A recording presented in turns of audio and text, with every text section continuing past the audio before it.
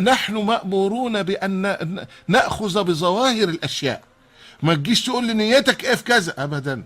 وكثير من الناس يعني يبحث عن ان يقول لك اصل كان نيته كذا ونيته. انت مالك يا عم بنيته؟ نحن لسنا قضاة على احد. نعم. وانما نحن دعاة للناس. نحن لا نحكم على احد بنياته، وانما نحن ايه؟ نحن نبلغ دين الله ولنا ظواهر الاشياء. واحد يقول سبحان الله وهو كافر في باطن الامر، أنا أقول سبحانه. ولذلك لما جاء سيدنا أسامة بن زيد، أظن سيدنا أسامة بن زيد، وقال الرجل الكافر أشهد أن لا إله إلا الله وأن محمد رسول الله، فقتله أسامة. لما قتله قال النبي صلى الله عليه وسلم أقتلته بعد أن قال لا إله إلا الله؟ فقال إنه كان يقولها تقية. قال أشققت عن قلبه؟ انت مالك انت؟ ما دام قال اشهد ان لا اله الا الله واشهد ان محمد رسول الله اصبح مسلما، يبقى عصم دمه منك.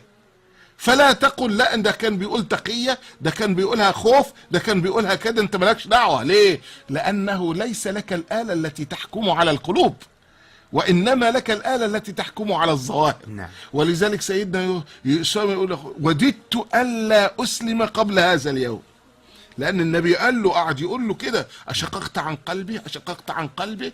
ليه؟ لو ترك الله النبي صلى الله عليه وسلم هذا الأمر للناس لقتل الناس بعضهم بعضا. صحيح. وأصبحت فساد في الأرض. أنت إيه نيتك؟ أنت ده أنت بتشتم، لا نيتك كذا، لا نيتك كذا. وتلك هي الفرق بين هذا، فرق بين الله بخبرته والإيه.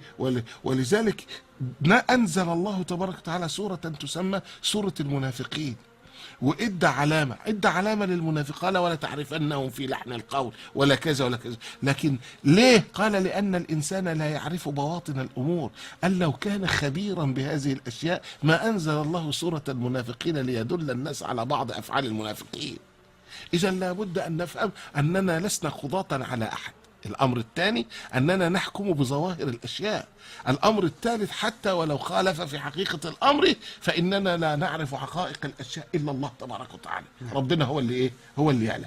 من أجل ذلك لابد أن نفهم أن الخبرة الإلهية إذا حدثتنا بشيء فإنها تعلم ما نخفي وما نعلن. حتى أن النبي لما يحدثنا بشيء من الإمكان أن يكون فينا ونحن ننكر أنه هو مش فينا، نتهم أنفسنا ولا نتهم كلام النبي ولا نتهم القرآن. ليه؟ قال لأن الله يعلم الظاهر ويعلم الباطن، أما نحن فنعلم الايه؟ الظاهر. ودي قاعدة مهمة جدا في تعامل الناس بعضهم ببعض، خاصة في تلك الأيام. نحن لسنا قضاة على أحد ولسنا حكاما على أحد، وإنما ظواهر الأشياء هي التي نحكم بها لا بواطن الأشياء، لأن ليس عندنا الآلة التي تحكم على بواطن الأشياء.